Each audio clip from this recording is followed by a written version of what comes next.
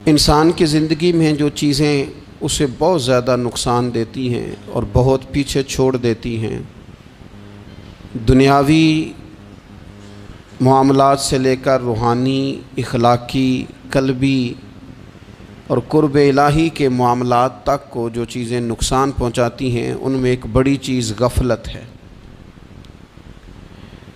ایک لفظ ہوتا ہے جو ہمیں اکثر سننے کو ملتا ہے کہ آپ کی توجہ نہیں ہے۔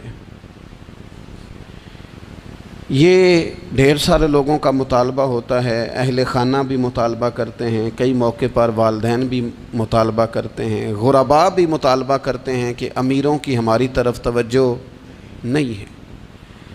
اور یہ بڑی لازمی سی بات ہے کہ کسی چیز پر جب توجہ رہتی ہے تو وہ چیز بہتر ہو جاتی ہے، اور جب عدم توجہی کا لوگ مظاہرہ کرتے ہیں تو وہ معاملہ خراب ہو جاتا ہے۔ یہ جو عدم توجہ ہے اسی کو غفلت کہتے ہیں، اور جب انسان کے مزاج پر غفلت طاری ہوتی ہے اور غفلت اس پر پوری طرح غلبہ کر لیتی ہے تو پھر اس کی زرخیز زمین کو وہ بنجر کرتی ہے۔ غفلت انسانی دل کے لیے بڑی نقصان دہ چیز ہے اور انتہائی تکلیف اور ضرر کا باعث ہے۔ دلوں پر جو قحط نازل ہوتا ہے، قحط، ویران ہو جاتے ہیں دل، اور جو دلوں پر خشکی نازل ہوتی ہے کہ طبیعتیں خشک ہو جاتی ہیں، یہ غفلت کی وجہ سے ہوتی ہے۔ جو لوگ غافل ہو جاتے ہیں نا، اپنے معاملات کا دھیان نہیں رکھتے، دیکھیں نا، آپ کو کھانا کھاتے بھی غافل نہیں ہونا چاہیے۔ اگر کھانا بھی غیر معتدل کھا لیا جائے تو وہ انسان کی طبیعت کے لیے باعث ضرر بن جاتا ہے، نقصان کا باعث بنتا ہے۔ بات کرتے ہوئے بھی غافل نہیں ہونا چاہیے، کئی دفعہ جملے ایسے نکل جاتے ہیں جو انسان کے لیے پھر شرمندگی کا باعث بنتے ہیں۔ انسان کو غافل ہو کر کوئی کام نہیں کرنا چاہیے، غافل ہو کر، مدہوش اور بے ہوش ہو کر نہیں۔ غفلت دل کو ویران کرتی ہے، طبیعت میں خشکی لاتی ہے۔ غافل کبھی نہ بنے۔ قرآن مجید فرقان حمید نے ارشاد فرمایا کہ اقترب للناس حسابہم، فرمایا لوگوں کے حساب کا وقت قریب آ گیا، وہم فی غفلۃ معرضون، اور وہ ابھی بھی غفلت میں منہ پھیرے ہوئے ہیں۔ ٹائم آ گیا حساب دینے کا، لیکن وہ ابھی بھی غافل ہیں۔ ہمارے جو زیادہ تر نقصان زندگی میں ہوئے ہیں وہ صرف ہماری غفلت کی وجہ سے ہوئے۔ ہم نے چیزوں پر توجہ نہیں دی، چیزیں گڑبڑ ہو گئیں۔ جس آدمی نے پھول لگائے ہوں، پھل لگائے ہوں، کھیتی لگائی ہو، وہ دانہ ڈال کے پانی دے کے فارغ نہیں ہو سکتا، اسے توجہ کرنی پڑتی ہے۔ اور کسی نے کہا تھا مالی جیندے ہون تو پھر بوٹے سوکھدے نہیں۔ اگر موجود ہونا ان کو سینچنے والا، رکھوالی کرنے والا، تو پھر ان کی جڑیں کبھی خشک نہیں ہوا کرتی۔ ہماری جو غفلتیں ہیں یہ بڑی ضرر کا باعث ہیں، نقصان کا باعث، اور مجبوری معاف ہوتی ہے، غفلت معاف نہیں ہوتی۔ اسکول میں پڑھتے تھے، مدرسے میں پڑھتے تھے، تو ایک مجبوری ہو گئی جی، خدا نہ خواستہ گھر میں کوئی پریشانی ہو گئی تو اساتذہ اس پر سزا نہیں دیتے۔ کوئی خوشی کا موقع ہے گھر میں، فیملی میں کسی کی شادی ہے، اساتذہ اس پر سزا نہیں دیتے۔ لیکن اگر کبھی پتہ چلتا تھا نا کہ یہ گھر سے تو آیا تھا لیکن مدرسے نہیں آیا، یہ اسکول نہیں آیا، رستے میں غافل ہو گیا، تو یہ بات خوفناک تھی۔ یہ قابل سزا جرم تھا کہ تو غافل ہو گیا اپنی پڑھائی سے، تو گھر سے آیا اور یہاں نہیں آیا۔ غفلت قابل سزا ہوتی ہے، مجبوری کی معافی ہوتی ہے۔ ہمارا آج کل جو مسئلہ ہے وہ غفلت کا ہے۔ ڈھیر سارے لوگ ہیں، سمجھدار بھی ہیں، سیانے بھی ہیں، معاملہ فہم بھی ہیں، باشعور بھی ہیں، تعلیم کی ڈگریاں بھی رکھتے ہیں، لیکن اگر ان کی زندگیوں کی تکلیفوں کو دیکھا جائے اور بے آباد روح کو دیکھا جائے اور سجدوں سے ان کی دوری کو دیکھا جائے تو ایک ہی بات سمجھ میں آتی ہے کہ پتہ سارا ہے لیکن لے ڈوبی ہے غفلت، توجہ نہیں کی۔ لائق بچہ بھی نالائق ترین زندگی گزارتا ہے، اس لیے کہ اس کے لائق ہونے کے ساتھ ساتھ اس کا توجہ کرنا بھی تو ضروری ہے نا۔ نرے لائق کا کیا فائدہ اگر وہ محنتی نہیں، اگر وہ توجہ ہی نہیں کرتا، اپنا سبق دھیان سے سنتا پڑھتا ہی نہیں، تو جتنا مرضی لائق ہو پیچھے رہ جائے گا۔ اور کئی نالائق ہوتے ہیں، رٹا لگا کے پاس ہوتے ہیں، پر چلو رٹا تو لگاتے ہیں نا، محنت تو کرتے ہیں نا، جد و جہد تو کرتے ہیں۔ کئی نالائق جد و جہد کے باعث آگے گزر جاتے ہیں، اور کوئی اسی چکر میں رہ جاتے ہیں، میں بڑا لائق ہوں، کل پڑھ لوں گا، پرسوں پڑھ لوں گا، ہفتہ تیاری کر کے پاس ہو جاؤں گا۔ اپنی زندگی سے غفلت کا پردہ اٹھائیں، اور غفلت اس کے لیے فیصلہ کرنے کی ضرورت ہوتی ہے، پلاننگ کرنے کی نہیں، فیصلہ کرنے کی ضرورت ہوتی ہے کہ میں نے اب غفلت کرنی۔ ہم نہ جب بھی کوئی پروگرام بناتے ہیں تو منصوبہ بندی شروع کر دیں، منصوبہ بندی نہ کریں، فیصلہ کریں، کہیں کہ میں نے غافل نہیں ہونا۔ غفلت غرق دنیا کا نام ہے، اپنے آپ کو غفلت سے بچائیں۔ آپ دیکھیں حضرت کعب بن مالک رضی اللہ تعالیٰ عنہ فرماتے ہیں، بخاری میں موجود ہے، فرماتے ہیں کہ جنگ میں پیچھے رہ گیا تھا، میرا خیال تھا کل چلا جاؤں گا، گھوڑے اور سواریاں میرے پاس تیز ہیں، مضبوط ہیں، پرسوں چلا جاؤں گا، تیزی سے بھاگ کے میں پہنچ جاؤں گا، میں قافلے کے ساتھ شامل ہو جاؤں گا، لیکن بس تھوڑی سستی ہو گئی، ذرا غفلت ہو گئی۔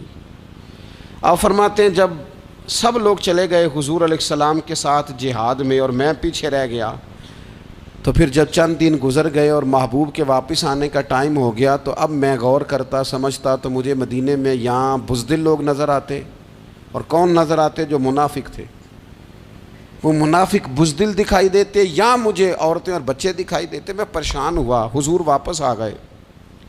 جنہوں نے بہانے کیے تھے نا منافقین نے، یہ مجبوری تھی اس لیے نہیں جہاد پہ گئے، یہ جنہوں نے بہانے کیے تھے انہیں مل گئی معافی، اور میں نے سچ بولا، میں نے کہا یا رسول اللہ میں غافل ہو گیا تھا۔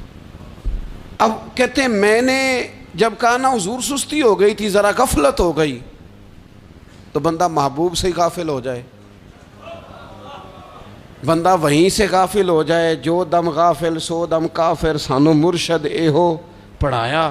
جب کہا نا حضور وہ غلطی ہو گئی، کوئی مجبوری نہیں تھی، تو فرماتے ہیں باقیوں کو معافی مل گئی، میرے ساتھ حضور ناراض ہو گئے۔ ایک دن نہیں، 2 دن نہیں، 50 دن حضور ناراض رہے۔ مدینے کی گلیوں نے مجھے پہچاننا چھوڑ دیا، در و دیوار سے مجھے یوں لگتا تھا کہ میں پردیسی ہوں۔ فرماتے ہیں میں مسجد میں آتا تھا، میں جب محبوب کو دیکھتا تو حضور رخ انور پھیر لیتے، اور مجھے پتا تھا جب میرا چہرہ ادھر ادھر ہوتا تو پھر کریم رحمت کی نظر فرماتے۔ فرماتے ہیں 50 دن مسلسل، پھر مجھے حکم ہوا کہ بیوی بھی بھیج دو، میکے بچے بھی بھیج دو، ننہال یعنی تنہا رہ جاؤ۔ فرماتے ہیں وہ میں نے قید تنہائی کاٹی، لیکن شکر اللہ کا یہ ہے کہ میں سچا تھا، بس ذرا بھول گیا تھا، بس ذرا غفلت ہو گئی تھی۔ تو فرماتے ہیں پھر اللہ تبارک و تعالیٰ نے میرے اوپر فضل یہ فرمایا کہ میری توبہ کا اعلان رب نے قرآن مجید میں فرمایا۔ تو غافل نہ بنے کبھی بھی، ہمارا نہ مسئلہ یہ ہے، اور آپ نے ناراض نہیں ہونا۔ ڈھیر سارے لوگ غافل ہو جاتے ہیں، مالدار بھی غافل ہیں، صاحبان علم بھی الا ماشاء اللہ بہت ساری جگہوں پہ غافل ہیں۔ جن لوگوں کو 4 لوگ جاننے لگ جاتے ہیں، کوئی مقام حاصل ہو جاتا ہے، وہ بھی بہت ساری جگہوں سے غافل ہو جاتے ہیں الا ماشاء اللہ۔ غفلت بڑی تکلیف والا منظر ہے۔ جو لوگ سمجھتے ہیں نا میں اب گڈ بک میں آ گیا ہوں، اب میں اچھا ہو گیا ہوں، اب میرے لیے خیر کہا جاتا ہے، مجھے اچھائی شاید یہ مستقل میرے ساتھ رہے گی، تعریف ہی ہوگی ہمیشہ، وہ بھی غافل ہو جاتے ہیں۔ اور یہ غفلت ٹھیک نہیں ہوتی۔ وجہ دیکھنی چاہیے کس وجہ سے انسان کو وقار مل رہا ہے، عزت مل رہی۔ اپنی زندگی سے غفلت کو اتار پھینکیں۔ تھوڑی دیر کی تو غفلت ہوتی ہے، لمبی تو نہیں۔ 2 منٹ کے لیے صرف اس نے ڈرائیونگ کرتے ہوئے چہرہ موبائل کی طرف کیا تھا، 2 ہی تو منٹ لگے تھے۔ لمحوں نے خطا کی تھی، صدیوں نے سزا پائی۔ لمحوں نے خطا کی تھی، صدیوں نے سزا پائی۔ ایک لمحے کے لیے غافل ہوئے تھے اور صدیاں، نسلیں روتی رہ گئیں پیچھے۔ بچے تڑپتے رہ گئے، اہل خانہ پریشان رہ گئے، ماں باپ ساری زندگی روتے رہے، لیکن یہ 2 منٹ کے لیے یہ غفلت جو ہے یہ بڑی تکلیف والا معاملہ. اپنی زندگی سے غفلت کو اتارنا ہے، غافل نہیں بننا، ہر وقت توجہ اور ساری باتوں پہ توجہ.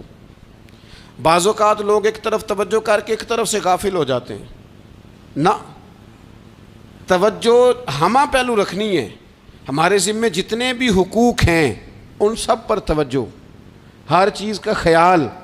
ایسا نہ ہو کہ عبادت کرتے رہ جائیں اور حقوق العباد ہم سے چھوٹ جائیں، اور حقوق العباد اتنے زیادہ ادا کریں. ایک صاحب مجھے کہنے لگے ایک دفعہ بڑے وثوق کے ساتھ کہنے لگے جی معاذ اللہ ثم نہیں جی ٹائم ملتا پھر نماز دا کی کریے، روزی کمانا بھی تو عبادت ہے نا.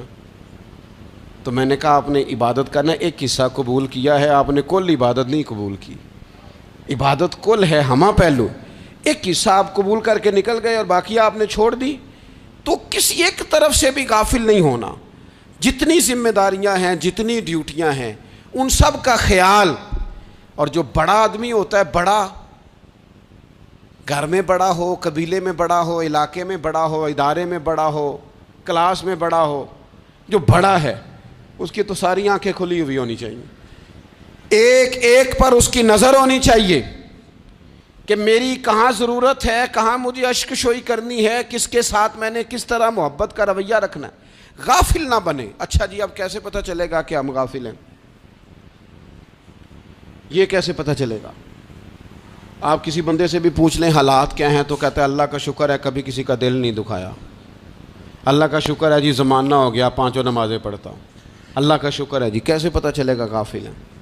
پہلی علامت ہمارے علماء اور صوفیاء نے غافل بندے کی لکھی ہے. اس آئینے میں نے اور آپ نے اپنا آپ دیکھنا ہے. غافل بندے کی پہلی علامت یہ ہوتی ہے کہ وہ دنیاوی کاموں میں چست ہوتا ہے اور اللہ اور اس کے رسول کی فرما برداری میں سست ہوتا ہے. یعنی نماز کے وقت تو اسے نیند ستاتی ہے، پریشانی ہوتی ہے، لیکن اگر کسی جگہ مال مل رہا ہو، پیسے مل رہے ہوں، وہاں جانا ہو تو پھر اسے کوئی چیز بھی تنگ نہیں کرتی. دنیاوی کاموں میں چست ہوگا، یعنی ٹی وی کے آگے، موبائل کے آگے وہ گھنٹوں بیٹھا ہوا ہے. اور اگر اسے 25 منٹ قرآن پاک سننا پڑ جائے، اگر اسے 20 منٹ دینی محفل میں بیٹھنا پڑ جائے، اگر اسے کہا جائے کہ تو 20 رکعت نماز نفل ادا کر، دنیاوی کاموں میں چست ہے، دینی کاموں میں، یہ غفلت کی پہلی علامت. پھر ذاتی معاملات پہ پیسہ خرچ کرنا ہو تو ڈھیر سارا ہے، کسی غریب کی مدد کرنی ہو تو. وہ ہمارے ایک دوست ہیں، وہ اکثر کہا کرتے ہیں، وہ کہتے ہیں آج کل کسی سے کہنا فلائی کام میں، دینی کام میں، کسی کی مدد میں کچھ 4 پیسے خرچ کرنے ہیں تو لوگ کہتے ہیں ہاتھ تنگ ہے. ہاں کوئی سستا پلاٹ ملتا ہو نا، اور اگر یہ سمجھ آ جائے کہ وہ مجبور ہے بیچارہ بیچنے والا، تو پھر کہتے ہیں میں 2-3 دوستوں کو پھاڑ لے سن. ذاتی کاموں میں جب بندہ چست ہو اور دینی کاموں میں سست ہو تو مطلب یہ ہے کہ بندہ غافل ہے. پہلی علامت غفلت کی. اور غفلت کی دوسری نشانی یہ ہے کہ انسان گناہ کے کاموں کو معمولی سمجھنے لگ جاتا ہے. یہ غافل بندے کی نشانی ہے. گناہ کو معمولی سمجھتا ہے، چھوٹا سمجھتا ہے. آج کل لوگ کہتے نہیں میں کو اکیلا کر رہا ہوں، ساری دنیا ہی کرتی ہے. اور جناب کیا ہو گیا، اگر یہ غلطی ہو گئی تو بندے سے ہو ہی جاتا ہے. گناہ کو معمولی سمجھنا، چھوٹا سمجھنا اور کہنا پھر کیا ہو گیا ہے، انسان سے غلطی ہو جاتی ہے. آپ دیکھ لیں کہ سینکڑوں بیسیوں گناہوں کا بوجھ ہمارے سروں پہ ہوتا ہے، لیکن کوئی ہمارا دبدبہ ہے، کوئی ہماری گفتگو ہے، کوئی ہمارے جملوں میں خود پسندی ہے، کوئی ریاکاری ہے، کوئی تصنع ہے. یہ غافل بندے کی علامت ہے. نبی اکرم صلی اللہ تعالیٰ علیہ وآلہ وسلم نے فرمایا مومن اپنے گناہوں کو پہاڑ کی طرح سمجھتا ہے. یہ بخاری میں حدیث ہے. مومن پہاڑ کی طرح جانتا ہے اور وہ ڈرتا ہے کہ کہیں وہ پہاڑ اس کے اوپر گر نہ جائے، یعنی کہیں مجھے میرے گناہ کی سزا نہ مل جائے. چھوٹے گناہ کو بھی پہاڑ جانتا ہے، یار مجھ سے غلطی ہو گئی، مجھے ٹھیک کر لینی چاہیے، مجھے معافی لے لینی چاہیے، مجھے توبہ کر لینی چاہیے. مومن اپنے اوپر گناہ کو پہاڑ کی جانب سمجھتا ہے. اور حضور علیہ الصلوۃ والسلام فرماتے ہیں کہ یہ جو فاسق اور فاجر ہوتا ہے نا، اللہ کا نافرمان، یہ گناہ کو مکھی کی طرح سمجھتا ہے، یہ سمجھتا ہے میں نے اشارہ کرنا ہے مکھی نے اڑ جانا ہے۔ مومن کی علامت یہ ہے کہ وہ پہاڑ جانتا ہے اگر غلطی ہو جائے تو پہاڑ۔ امام اعظم ابو حنیفہ رحمۃ اللہ علیہ گزر رہے تھے تو بارش ہو گئی تھی اور کوفہ میں کیچڑ تھا، تو آپ نے جو جوتے پہنے ہوئے تھے ان جوتوں سے چلتے ہوئے نا آپ کے پاؤں سے کچھ مٹی اڑی، تو سامنے ایک یہودی تھا، اب اس زمانے میں دیواریں کچی ہوتی تھیں، اس کے دیوار پر جا کے وہ مٹی جو تھی وہ لگ گئی۔ اب امام صاحب بڑے پریشان ہوئے کہ میں نے اس کی دیوار کو آلودہ کر دیا۔ یہاں تو لوگ اپنی اینٹیں رکھتے رکھتے کئیوں کی دیواریں توڑ ہی دیتے ہیں، اور پھر وہ اس پر ماننے کو بھی تیار نہیں ہوتے، تسلیم کرنے کو بھی تیار نہیں ہوتے۔ وہ کہتے ہیں پھر کیا ہو گیا، اب ہمارا یہاں گھر ہے تو ہم نے ٹرالی منگوانی نہیں تھی، ہمارا حق بنتا تھا۔ امام صاحب کے پیروں سے ذرا کیچڑ اڑا، یہودی کی دیوار پہ لگا، اس کی کچی دیوار تھی۔ امام صاحب پریشان ہو گئے، سوچنے لگے کہ اگر میں دیوار سے یہ کیچڑ اتارتا نہیں تو یہ بھی زیادتی ہے، میں نے اس کی دیوار کو گدلا کر دیا، اور اگر میں اتارتا ہوں تو کچھ مٹی اس کی دیوار کی بھی اتر جائے گی، کچی دیوار ہے، یہ بھی زیادتی ہے۔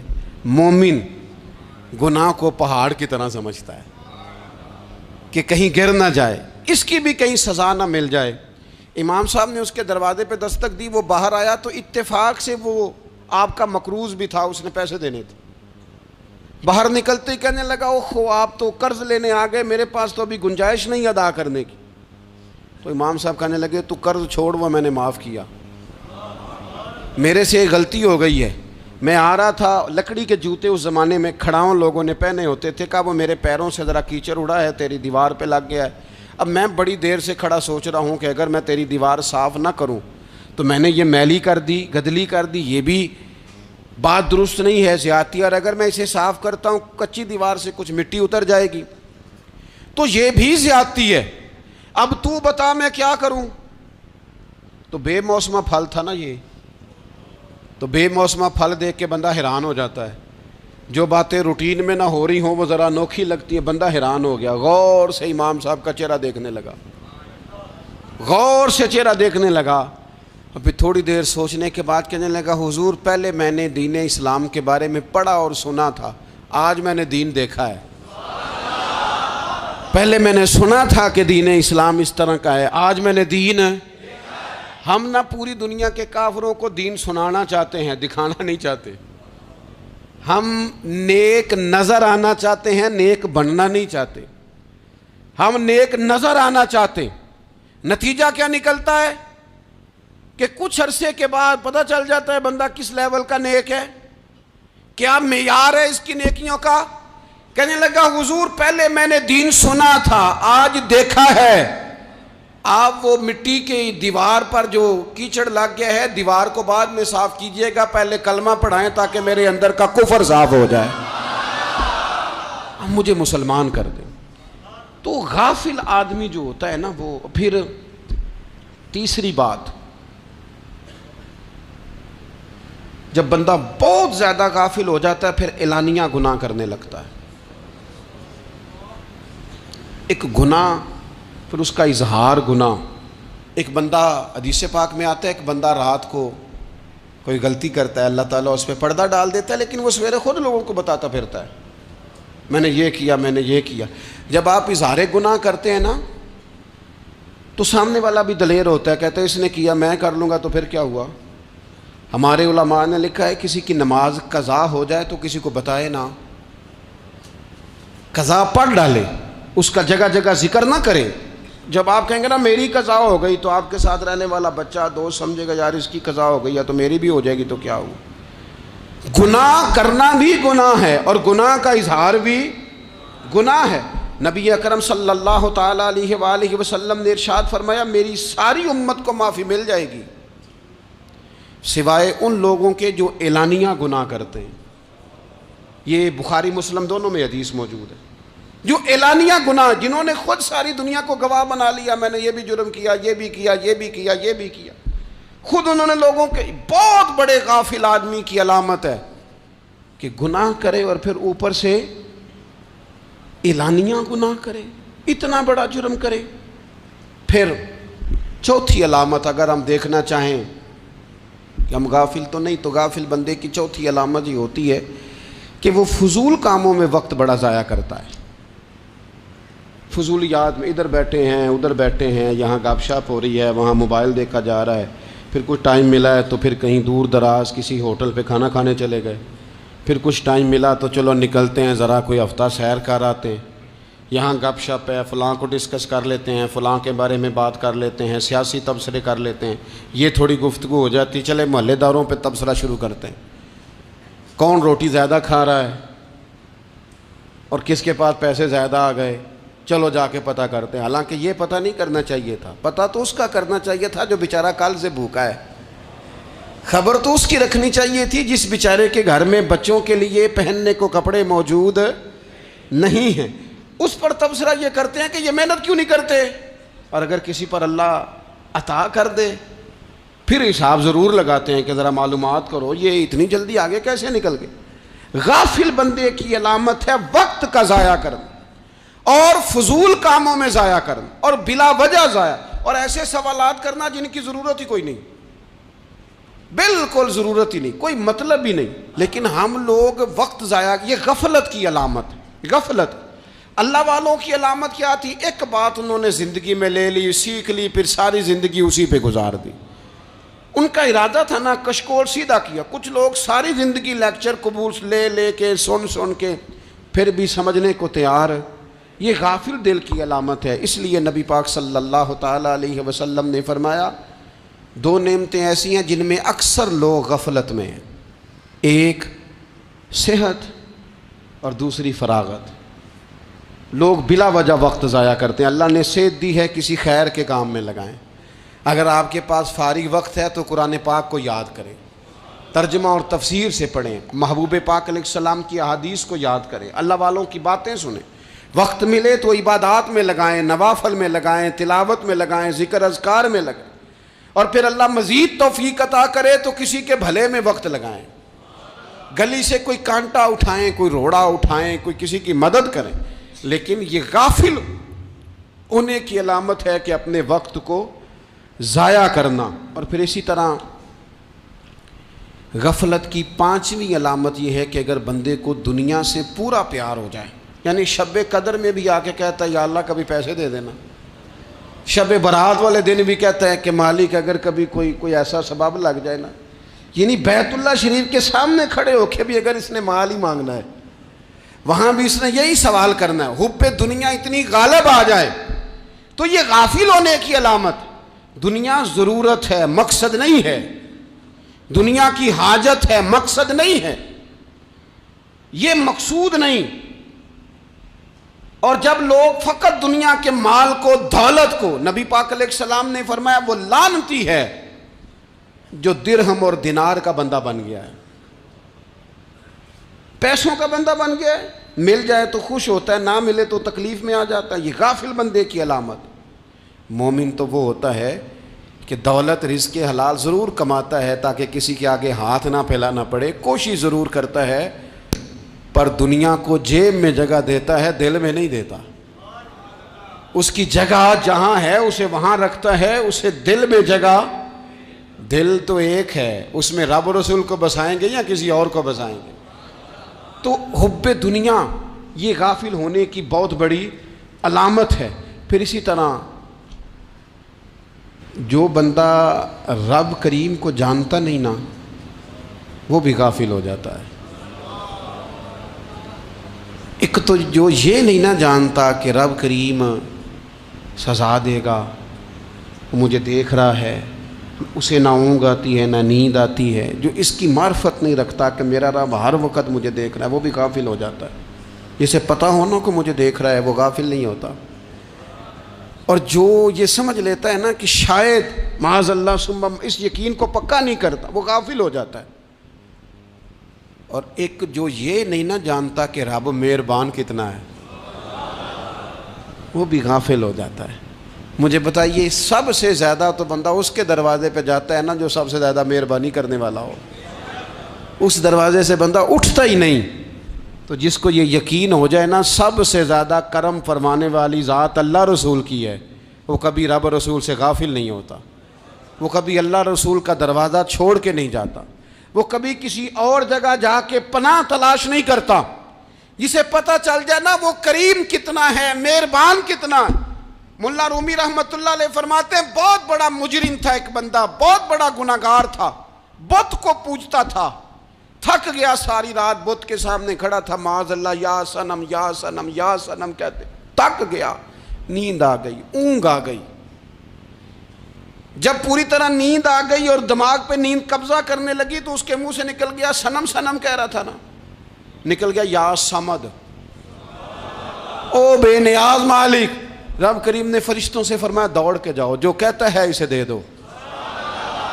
فرشتے کہنے لگے مالک وہ تو بت کو پکار رہا تھا، اس نے تو غلطی سے نام لیا ہے۔ فرمایا مجھے نہیں پتا، لیکن دیکھو نا اس نے مجھے پکارا تو ہے نا، کتنی دیر سے جھوٹے کو پکار رہا تھا، اس کا معاملہ حل نہیں ہوا، اب اگر سچے کو پکارنے پہ بھی حل نہ ہوا تو فرق کیا رہ جائے گا؟ دے دو جو مانگتا ہے، دے دو۔ میرے دوست گر پتہ چل جائے وہ کریم کتنا ہے، وہ مہربان کتنا ہے۔ میرے رسول پاک علیہ الصلوۃ والسلام نے تو فرمایا تیری آنکھ سے اگر اس کے خوف سے اتنا آنسو بھی نکل گیا جتنا مچھر کا پر ہوتا ہے، تو جس طرح بھینس کے تھنوں سے نکلا ہوا دودھ واپس تھنوں میں نہیں نہ جاتا، جو اتنا بھی روئے نہ روئے اللہ کے خوف سے، وہ بندہ دوزخ میں نہیں جائے گا۔ تھوڑی دیر کے لیے ڈر جائے اپنے رب سے، آئے تو صحیح۔ عدم معرفت غفلت پیدا کرتی ہے، تو آ تو صحیح، وہ تو کریم ہی بڑا ہے، وہ تو مہربان ہی بڑا ہے۔ حضرت زنیرہ رضی اللہ تعالی عنہ حضور کی صحابیاں ہیں۔ ایام جو مکے کے تھے مسلمانوں پر بڑی آزمائش کے تھے، انہیں بڑا مارا کفار نے، اتنا مارا کہ ان کی بینائی چلی گئی، نظر آنا بند ہو گیا۔ کافروں کی عورتوں نے تانا دیا کہ تو نے ہمارے بت چھوڑے ہیں نا، تو دیکھنا تیری بینائی چلی گئی۔ تو جناب زنیرہ اللہ پہ بھروسہ، توکل، معرفت الہی کا جذبہ، اٹھ کے کھڑی ہو، کہنے لگی چپ کرو، تمہارے جھوٹے بت کیا کر سکتے ہیں، میرا رب چاہے تو صبح جب میں اٹھوں تو میری آنکھیں روشن ہو، اگر کریم کرم کر دے۔ لوگ کہتے ہیں واقعی ایسا ہوا، جب وہ سویرے اٹھی تو اللہ نے ان کی روشنی واپس کر دی تھی۔ تجھے پتہ چل جانا وہ مہربان کتنا ہے۔ وہ ایک بزرگ تھے تو ان سے کسی نے کہہ دیا کہ اگر آپ کا حساب آپ کے ماں باپ کے ذمہ ہو جائے تو پھر کیسا، پوچھنے کے لیے قیامت میں اگر ماں باپ حساب لیں تو پھر کیسا۔ تو بڑے سیانے لوگ تھے جو دل والے تھے، کہنے لگے نہیں، رب کریم ہی ٹھیک ہے، اس لیے کہ وہ ماں باپ سے کہیں بڑھ کر پیار کرنے والا ہے۔ اگر یہ معرفت مل جائے وہ کریم کتنا ہے۔ اور جب بندہ پوری طرح اس کی بارگاہ میں آ کے تڑپ جاتا ہے نا، مولا میں جاؤں کدھر، تیرا دروازہ چھوڑ کے جاؤں کدھر۔ اقبال کہتے ہیں وہ ایک سجدہ جسے تو گراں سمجھتا ہے، 1000 سجدوں سے دیتا ہے آدمی کو نجات۔ تجھے جگہ جگہ جھکنا نہیں پڑے گا اگر تو صحیح معنوں میں اپنے رب کی بارگاہ میں جھک جائے۔ تو میرے عزیز کوشش کریں کہ اس کی معرفت، اس کا کرم، اس کی عطا اور اللہ تبارک و تعالیٰ کے حاضر و ناظر ہونے پر عین الیقین، حق الیقین حاصل کریں۔ اور پھر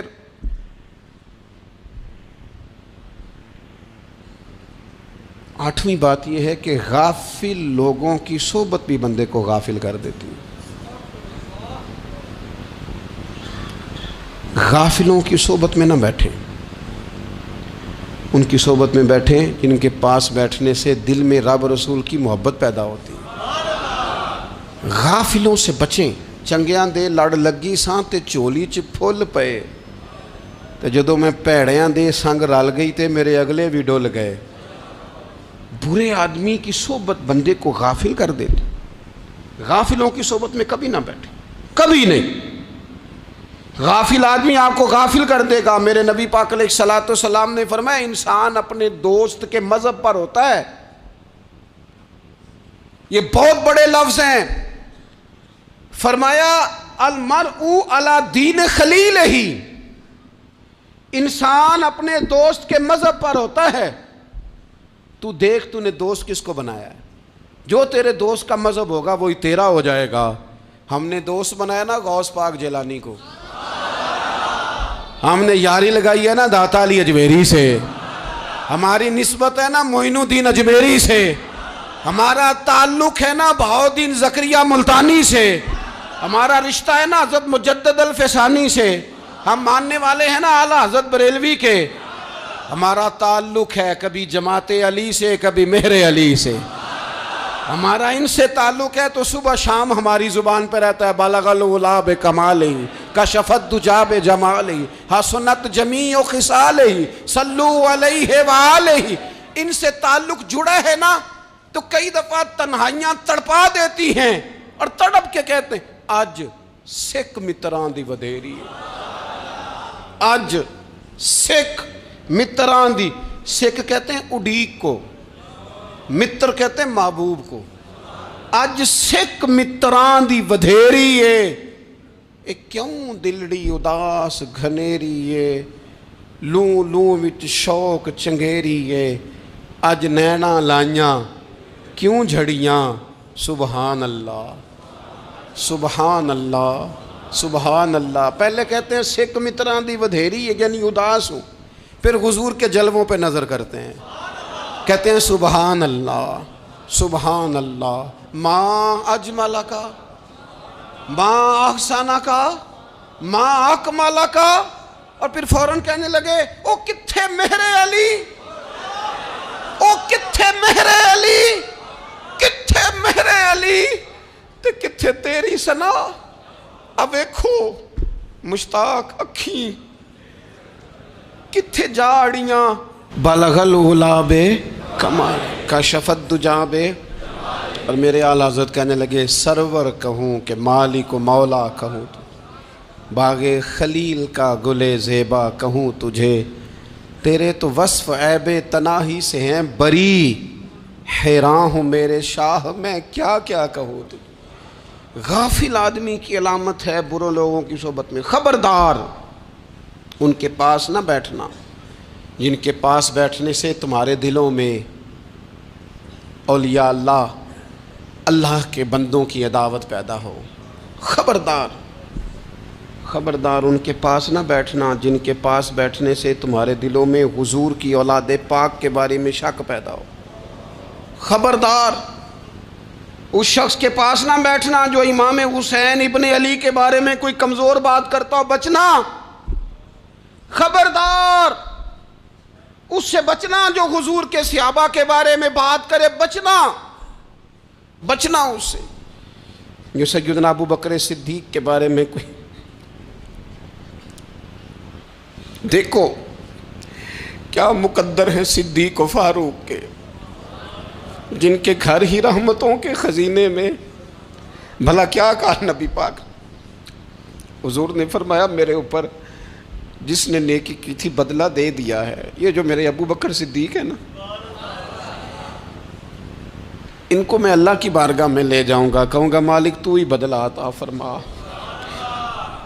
ایک ہاتھ میں جناب صدیق کا ہاتھ پکڑا، ایک میں حضرت عمر کا ہاتھ پکڑا، اور حضور مسجد نبوی سے باہر آ رہے ہیں، دیکھنے والے کی زبان سے بے ساختہ سبحان اللہ نکل گیا، کیا شان ہے کیا مقدر ہے، تو حضور علیہ السلام رک گئے، اور روک کے فرمایا تو حیران ہو رہا ہے نا، تو حیران ہو رہا ہے نا کہ میں نے ایک ہاتھ میں ابو بکر کو پکڑا ہے ایک میں عمر کو پکڑا ہے، فرمایا قیامت میں جب میری قبر کھلے گی تو میں اسی طرح قبر سے نکلوں گا، اس طرح میدان محشر میں آؤں گا، خبردار حضور کے وفاداروں کے وفادار رہنا، ان کے وفادار رہنا، ان کے وفادار رہنا۔ بڑا عجیب دور آیا ہے، ہم نے یہ دور دیکھا ہے کہ لوگ حضور کے صحابہ کے بارے میں بھی بات کریں گے، اب نبی پاک کی اولاد پاک کے بارے کو بھی ڈسکس کیا جائے گا۔ اپنا منہ تو دیکھ، اپنی حیثیت دیکھ، اور پھر وہ بندے دیکھ جن کو اللہ نے چن کے اپنے محبوب کی غلامی کے لیے حضور کے قریب بٹھایا ہے۔ تو بچنا ایسے لوگوں سے، پرہیز کرنا، خبردار عقیدہ ستھرا رکھنا، عقیدہ ستھرا رکھنا، صاف رہنا، پاکیزہ رہنا، غافلوں کی صحبت سے بچنا۔ بڑا ڈرتے ہیں اللہ سے، دعائیں مانگتے ہیں، یا اللہ نسلوں میں بھی وہی بندے پیدا فرما جو عقیدے پکے رکھنے والے ہیں، وہ بندے پیدا فرما ہماری نسلوں میں۔ ایک وہ بندہ بھی غافل ہو جاتا ہے جو امیدیں لمبی لگا لیتا ہے، جن کے منصوبوں میں دولت بھی ہوتی ہے، گھر بھی ہوتا ہے، اولاد کا بڑا ہونا بھی ہوتا ہے، پوتے پوتیاں نواسے نواسیاں دیکھنا بھی ہوتا ہے، یہاں بھی گھر وہاں بھی گھر، یہ سیر، یہ سارا کچھ ہوتا ہے، لیکن رب کی بارگاہ میں پیش ہونا جن کے پیش نظر نہیں ہوتا۔ لمبی امیدیں۔ حضرت مولا علی شیر خدا فرمایا کرتے تھے، میں تم پر دو باتوں کا خوف کھاتا ہوں، جو ڈر آتا ہے، ایک یہ کہ تم خواہش کی پیروی کرو گے، جو نفس کی خواہش ہوگی اس کے پیچھے لگ جاؤ گے، اور ایک کہ تم لمبی لمبی امیدیں باندھو گے، اتنے سال جینا ہے، اتنے 100 سال جینا، یہ کرنا ہے وہ کرنا ہے۔ منصوبہ بندی کریں مستقبل کے لیے، وہ بری نہیں، لیکن تیاری رکھیں، تیاری رکھیں، اس بات کا بھی خیال رکھیں کہ اللہ کی بارگاہ میں حاضر ہونا۔ یہ غفلت کی چیزیں ہیں جو بندے کو غافل کر دیتی ہیں۔ جو لوگ اللہ کا ذکر نہیں کرتے وہ بھی غافل ہو جاتے ہیں، اور جو فضول باتیں زیادہ کرتے ہیں نا، ہنستے زیادہ۔ فَلْيَضْحَكُوا قَلِيلًا وَلْيَبْكُوا كَثِيرًا، قرآن کہتا ہے زیادہ رویا کرو، کم ہنسا کرو۔ نبی پاک علیہ الصلوۃ والسلام سے پوچھا تھا حضرت عقبہ بن عامر نے کہ یا رسول اللہ نجات کس چیز میں ہے؟ تو نبی پاک علیہ الصلوۃ والسلام نے فرمایا ایک تو اپنی زبان قابو میں رکھو، دوسرا فرمایا اپنے گھر میں ٹھہرے رہو، تمہارا گھر تمہارے لیے کافی ہو، فضول نہ نکلو گھر سے، اور تیسرا فرمایا اپنی خطاؤں پہ رویا کرو۔ کثرت کلام اور فضول کلام اور بلا وجہ یہ بندے کو غافل کرتا ہے، دل کو سخت کرتا ہے۔ یہ چند چیزیں ہیں جو انسان کو غفلت میں ڈالتی ہیں۔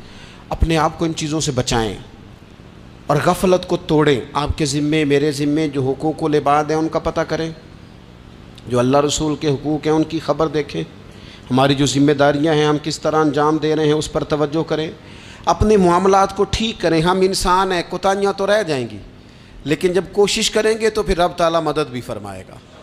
ایک بات اور کرنی ہے، ایک تو میں نے عرض کیا غفلت کو توڑنا، ایک دوسری بات قرآن مجید کا ایک سبق اور، جب غفلت توڑنی ہے تو پھر لازمی طور پر ایک کام کرنا پڑے گا۔ میں نے یہ عرض کیا تھا کہ پلاننگ نہیں کرنی، فیصلہ کرنا ہے۔ تو فیصلہ کرنا ہے تو کرنا کیا ہے؟ پھر قرآن حکیم نے سورہ بقرہ میں کہا فَاسْتَبِقُوا الْخَيْرَاتِ، یعنی تم نیکیوں کی طرف دوڑو، جلدی جلدی نیکیاں کرو، فٹافٹ، دیر نہ کرو۔ فٹافٹ سے مراد یہ نہیں کہ نیکی جلدی جلدی کر جاؤ، یعنی ٹال مٹول نہ کرو خیر کے کام میں، کل کریں گے پرسوں کریں گے، عمرہ کر رہے ہیں پھر نیکی ہیں، حج کر رہے ہیں پھر نیکی ہیں، بچے بیال ہوں پھر میں نیک ہوں، یہ تھوڑا سا یہ کام ٹال مٹ۔ فاستبقوا الخیرات، نیکیوں کی طرف دوڑو، جلدی کرو، بھاگو۔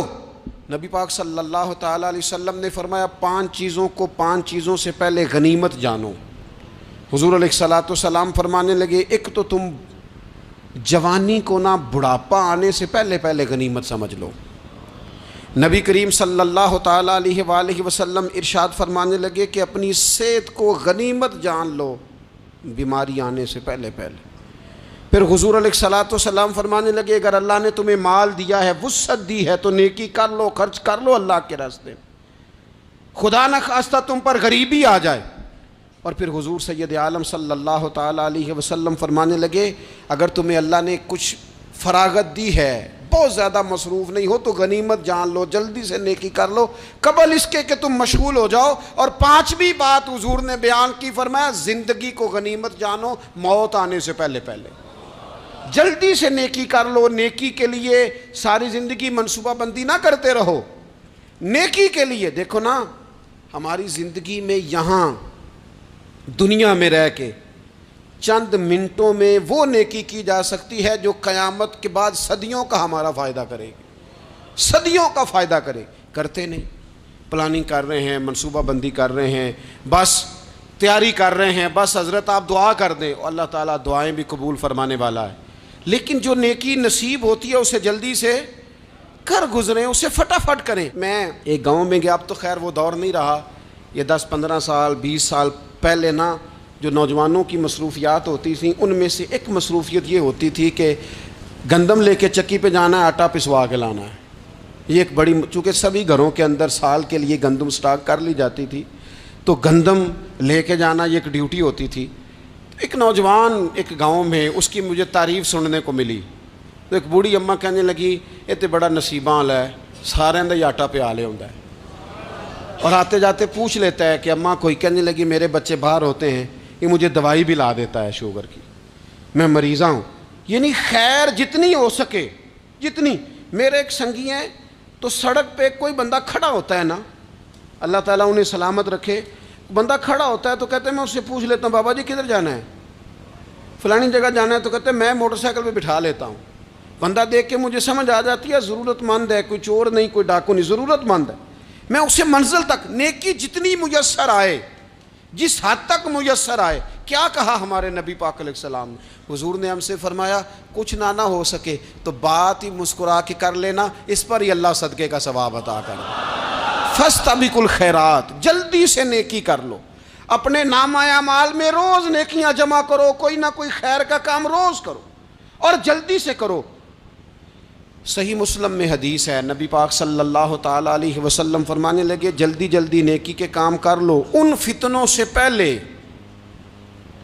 جو اندھیری رات کے حصوں کی طرح فتنے ہوں گے.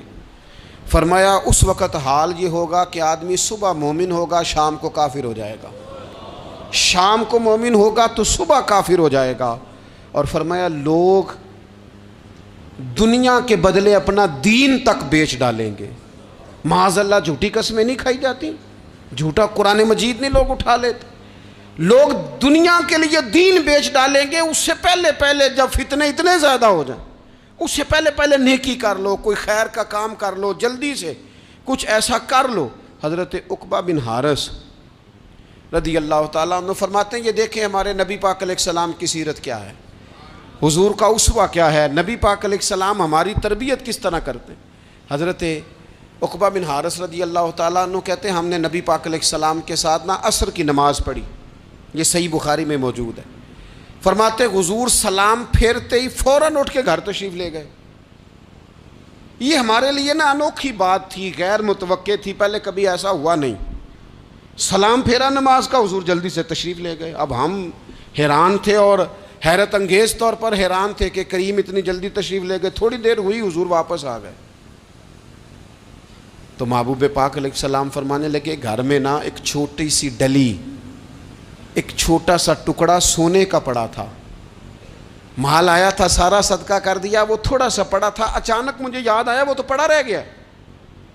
تو حضور فرمانے لگے میں نے کہا کہیں ایسا نہ ہو جائے کہ ساری رات گزر جائے اور میرے گھر میں پڑا ہی رہ جائے، میں جلدی سے جا کے اسے خیرات کر دوں. میں نے خیرات کیا پھر میں واپس آ گیا ہوں. جلدی سے نیکی، جلدی سے نیکی کر لی جائے. ہم بڑا انتظار کر رہے ہیں، بڑا لمبا ہمارا پروگرام ہے، ہمارے پاس ٹائم ہی بڑا ہے. کسی نے کان میں کہہ دیا ہے تیرے پاس بڑا وقت ہے، ابھی تو بڑی عمر پڑی ہے، ابھی تو جناب او میرے بھائی یہ لوگوں کے کہنے کی باتیں ہیں. پھر پتہ ہی نہیں چلتا حالات کس طرح کے ہو جاتے ہیں اور کیا معاملات انسان کے ساتھ درپیش ہوتے ہیں. جتنی خیر میسر آئے، جتنا بھلا میسر آئے، جتنی انسان کو توفیق ملے. میں نے بزرگوں کو دیکھا، اپنے اصحاب کو، پہلے وہ خدام سے کہتے کہ میں سونے لگا ہوں اور پابند کرتے لوگوں کو کہ فلاں وقت، بزرگوں کو میں نے دیکھا اپنے، وہ پابند کرتے لوگوں کو کہ فلاں وقت میں موجود ہوں گا آنا، خود پابند فرماتے. اور پھر جب بیدار ہوتے نا تو سب سے پہلے خدام کو بلا کے پوچھتے کوئی مہمان تو نہیں آیا؟ وہ جناب آپ نے خود ہی تو پابند فرمایا فلاں دن آنا. کہنے لگے چل یار اگر کوئی آیا تو مجھے ملا لو، میری ملاقات کرا لو. کیوں؟ اس لیے کہ دور سے آیا ہے، مجھ سے ملنے آیا ہے، کوئی خیر کی بات سیکھنے آیا. چلو میرے نامہ اعمال میں کوئی نیکی جائے گی، کچھ نہ کچھ خیر جمع کر لی جائے، کچھ نہ کچھ ڈیوٹی کر لی جائے، کچھ کام کریں اور جلدی سے کریں. حضرت جابر ابن عبداللہ انصاری رضی اللہ تعالیٰ عنہ بیان کرتے ہیں، یہ بھی بخاری میں موجود ہے. کہتے ہیں ایک صحابی نا نبی پاک علیہ السلام کی بارگاہ میں حاضر ہوئے غزوہ احد کے موقع پر، اور حال ان کا یہ تھا کہ وہ کھجور کھا رہے تھے اور کھجور انہوں نے منہ میں رکھی ہوئی تھی. حضور کی بارگاہ میں حاضر ہوئے اور عرض کرنے لگے یا رسول اللہ صلی اللہ تعالی علیہ وسلم اگر میں شہید کر دیا جاؤں تو کہاں جاؤں گا؟ حضور فرمانے لگے جنت میں. تو کہتے ہیں انہوں نے جو کھجور منہ کے اندر تھی نا وہ انہوں نے نگلی نہیں، اندر نہیں لے گئے، اس کو باہر نکالا اور دوڑ کے آگے بڑھے اور جنگ کرنی شروع کر دی. اور لڑتے لڑتے شہید ہو گئے۔ کیا سبق دیا انہوں نے؟ سبق یہ دیا کہ نیکی کرنے میں اتنی دیر بھی نہیں کرنی جتنی کھجور کھانے میں دیر لگتی ہے۔ جلدی سے نیکی کرنی ہے، فٹافٹ نیکی کرنی، اس کے اندر ٹال مٹول نہیں کرنا۔ اسی وقت انہوں نے کھجور باہر نکال دی، دوڑ کے انہوں نے حضرت انس بن نضر رضی اللہ تعالیٰ عنہ، حضرت انس بن مالک رضی اللہ تعالیٰ عنہ کے چچا ہیں، میدان احد میں نا، احد پہاڑ کے قریب کھڑے تھے، لوگوں سے کہہ رہے تھے جلدی جلدی ادھر آؤ، وہ جنت جو انسان کو انتقال کے بعد نصیب ہوگی اور قیامت کے بعد نصیب ہوگی، فرماتے تھے مجھے تو ابھی احد پہاڑ کے اندر سے جنت کی خوشبو آ بھی رہی ہے، لہذا جلدی سے آؤ، ادھر دوڑو، جہاد کرو، آؤ کفار سے لڑیں۔ تو نیکی میں دیر نہیں کرنی، جو نیکی میسر آتی ہے، جس کو میسر، ماں باپ میسر ہیں تو خدمت کر لیں، اہل خانہ ہیں تو حسن سلوک کر لیں، اللہ نے اولاد دی ہے تو اچھی تربیت کر لیں، دوست ہیں تو خیر خواہی کر لیں، اگر آپ کو اللہ رمضان عطا کرتا ہے تو زیادہ سے زیادہ اس کی عبادت کر لیں، اگر نظر ٹھیک ہے تو تلاوت زیادہ سے زیادہ کر لیں، زبان چلتی ہے تو رج رج کے مدینے والے محبوب پہ درود و سلام پڑھ لیں، اللہ تعالیٰ کا ذکر کر لیں، جلدی سے خیر جمع کریں، اپنے وقت کو ضائع نہ کریں۔ یہ آج کا سبق ہے۔ ایک تو ہم نے فیصلہ کرنا ہے کہ بس غفلت نہیں، اب غفلت، اب انشاءاللہ اللہ اللہ کرنی ہے، اب کوئی خیر کا کام کرنا ہے۔ میرے حضرت کا ایک جملہ کبھی نہیں بھولنا، فرمایا کرتے تھے زمین کے اوپر کام، نیچے جا کے آرام۔ یہ چھوڑ دیں اتنے گھنٹے سونا ہے تو یہ کرنا ہے تو میری نیند میں دخل کوئی نہ ڈالے، پھر سوتے ہی رہ جائیں گے، سوتے ہی رہ جائیں۔ زمین کے اوپر کام اور نیچے جا کے جاگنا ہے، جاگ لے افلاک کے سائے تلے، پھر حشر تک سوتا رہے گا خاک کے سائے تلے۔ اب جاگ لے افلاک کے سائے کے نیچے، جاگ، کھول آنکھیں، ہر وقت کا سونا، ہر وقت سونا، ہر وقت جو اپنے آرام کی فکر کرنا، اس سے نکل آئیں اور اچھا کھانا اور اچھا پہننا اور بس اپنی مرضی کی زندگی من چاہی جینا، اس سے باہر آئیں، فیصلہ کریں، فیصلہ کہ اب غفلت نہیں کرنی۔ اگر اللہ نے کوئی صلاحیت دی ہے تو اسے دین کے کام پہ لگانا ہے، کوئی ڈیوٹی کرنی ہے، کوئی خدمت کرنی ہے۔ دیکھو خدمتیں ہو رہی ہیں، صدیق اکبر مال دے رہے ہیں، عثمان غنی مال دے رہے ہیں، مولا علی نے تلوار پکڑی ہے، میدان میں جا رہے ہیں، فاروق اعظم گلی گلی نگر نگر رسول اللہ کے دین کی پہرے داری کر رہے ہیں، حضرت جناب سیدنا سلمان فارسی ابو ذر غفاری حضور کی مسجد میں جھاڑو دے رہے ہیں، اور بلال حبشی وہ نبی پاک کی مسجد میں اذان پڑھتے پڑھتے رب نے اتنا عروج فرمایا کہ کعبے کی چھت پہ کھڑے ہو کے بھی اذان پڑھنی شروع، انہوں نے اذان دے دی۔ تو کوئی کام کرنا ہے، غفلت کو توڑنا ہے اور نیکی کرنی ہے، ذرا جلدی جلدی خیر کا کام کرنا ہے، نہیں ایسے نہیں، فٹافٹ۔ کیسے جی؟ فٹافٹ۔ تو فٹافٹ کام کریں خیر کا، جلدی جلدی۔ تو یہ خیر کا کام فٹافٹ، جلدی جلدی اور بڑی جلدی اور دوڑ دھوپ کے، اور جب آپ کرتے جائیں گے نا تو پھر اللہ تعالیٰ مواقع بناتا جائے گا۔ آپ سے میری اپیل ہے، بالخصوص میرے ساتھ جو وابستہ سنگی ہیں، جو پیار کرنے والے ہیں، دو باتیں آج آپ نے لے کے جانی ہیں گھر۔